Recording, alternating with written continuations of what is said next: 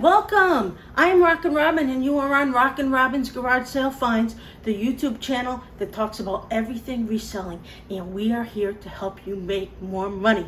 Well, today I want to talk about if you go shopping for clothes, there's certain things you need to know. Now, we sell on several different formats, and we sell on eBay is our main format that we sell on, although we're slowing down. We sell on Mercari, we sell on Poshmark, we sell on Facebook Marketplace, and we sell at the flea market. But today we're going to talk about clothes. I'm going to talk about if you buy clothes, certain things you need to look out for. If you go out and you're looking for specific brands, that's great. I did a video recently telling you the best brands to look for. But once you get there and you find the items, you might find a brand you don't know too much about. Maybe you don't have too much time to choose. There's a lot of different things you need to know. So I'm going to tell you what you need to look out for when you buy clothes, not as far as brands, as far as other things. You stay with us. We'll be right back, and we're going to talk about that.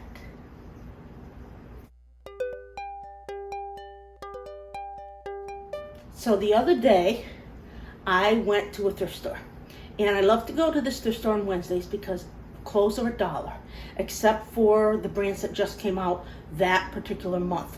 Now, all the other months, there's all the other clothes. Right now, there's a guy who goes in and buys everything, and I hardly get a chance to get everything. And he's there right away, and I never seem to get there before him. So when I get to look at stuff, I get excited. So I was going through things, and I found this shirt. And I thought, not bad for $1.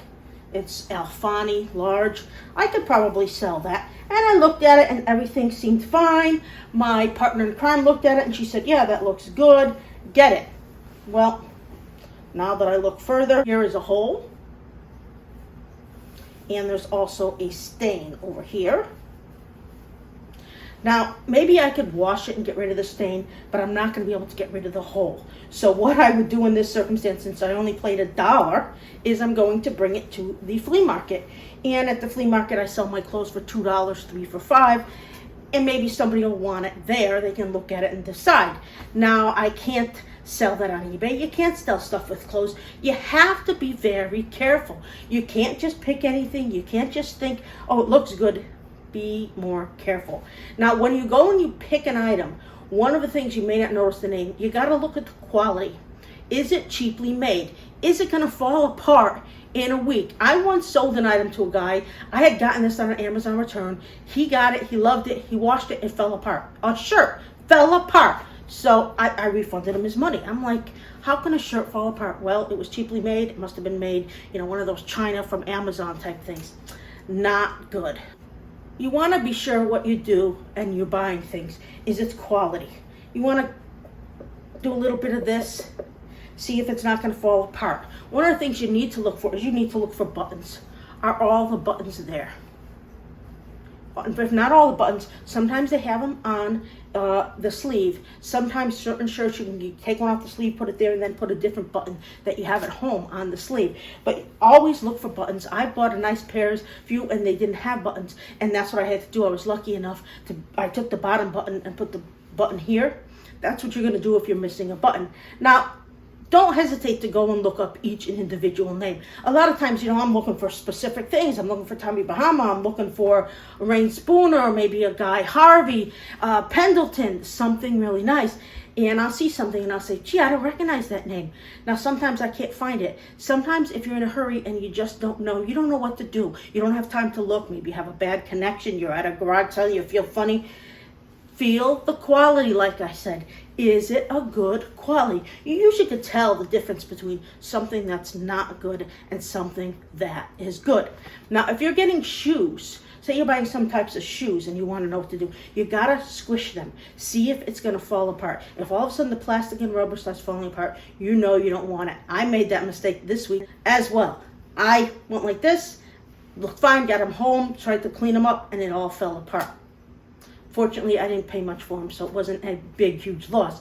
But you just don't know. You have to test the clothes. I know that sounds dumb. And sometimes you buy clothes and you think, gee, these are all in the adult large section. Are they adult large?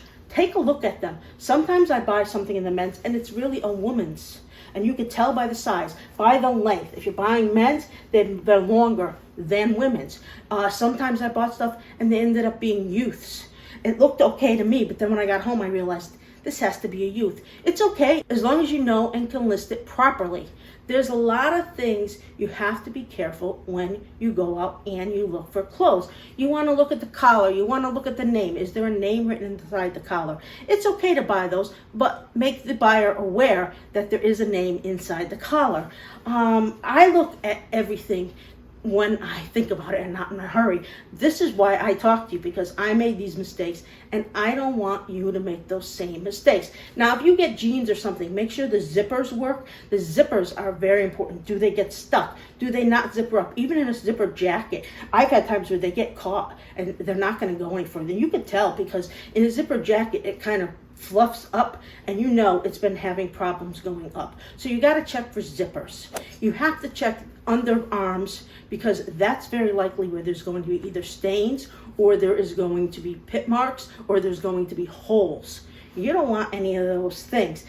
Depending on what you're buying and what they have is, a difference of what you're going to look for. Sometimes if you get shorts, sometimes you might find that there is a slit in the pants. Maybe they didn't fit, so either when he bent down, he ripped them, or sometimes in the crotch area that you don't notice. And if they're folded up, if your pants are folded up, fold them down, look, make sure there are no rips, tears, stains, all that kind of stuff. Now, like I said, be sure you look the item up. If you have time, don't hesitate to look it up. Try to get the time. Even if you're in a garage sale and there's a lot of people around, if you can go somewhere separate, hold on to it, don't let it go, and take a look. That would be good. Now, I hate to jump around, but back to shoes. You want to make sure also that the shoes have good tread. If the tread is lousy, don't even bother. I don't care if it's the best brand in the world. The tread is probably the most important thing. That makes the shoes. And if there's no tread in it, nobody wants them. You're going to find that sometimes you find good shoes and the tread is iffy. Make sure you tell the buyer that the shoes are iffy. Don't just go out there and think, oh, I can sell these and not show them, just show them quick. Don't be one of those. Nobody likes to buy from one of those. Everybody wants to buy from a reputable dealer. Now, if you're looking for vintage t-shirts, now vintage t-shirts can be worth a lot of money.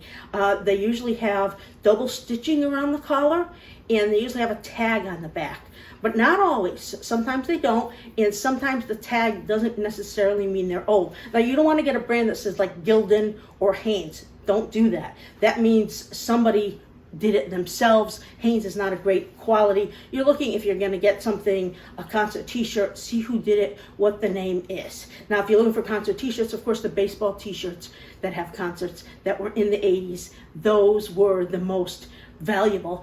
Those are the ones people want the most, and they're over $100 if you can find them. But there are other kinds of concert t-shirts. Just be sure you have something that's authentic. And if you're not sure, say, I think this is vintage, in your description, I think this is vintage, but I'm not 100% sure. This is why I think it's vintage. You be the judge. And this is when they buy it. If it's not, they can't say, you said it was vintage and it's not. Boy, I hate that, because I'm thinking I'm giving them everything, pictures. They should know.